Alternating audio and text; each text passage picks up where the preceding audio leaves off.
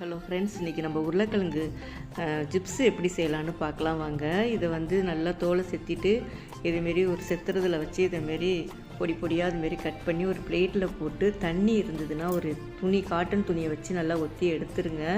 அதுக்கப்புறம் ஒரு பவுலில் வந்து கொஞ்சம் உப்பு, கொஞ்சம் மஞ்சத்தூள் இது ரெண்டையும் போட்டு நல்லா மிக்ஸ் பண்ணிக்கிங்க. மிக்ஸ் பண்ணிவிட்டு நம்ம அது கொஞ்சம் ஒரு 1 ஹவர் கொஞ்சம் உருளைக்கிழங்கை வந்து நீங்கள் நல்லா காய விட்டுடுங்க. காய விட்ட பிறகு இந்த எண்ணெயில் கொஞ்சம் நல்லா சூடான எண்ணெயில் வந்து போட்டு இந்த மஞ்சத்தூளும் உப்பும் போட்டிருக்க அந்த தண்ணியை வந்து ஒவ்வொரு ஸ்பூன் வந்து அப்படியே ஊற்றிட்டிங்கனாக்கா அதில் நல்லா இறங்கிடும்.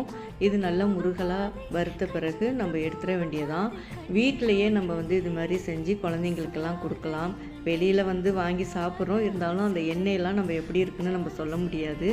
அதனால் இது நம்ம வீட்டிலையே செஞ்சு சாப்பிட்டோம்னா நமக்கு நல்லா ஹெல்த்தியாக இருக்கும். இந்த வீடியோ பிடிச்சிருந்தா இந்த வீடியோவுக்கு ஒரு லைக் கொடுங்க. அடுத்த வீடியோவில் பார்க்கலாம். நன்றி, வணக்கம்.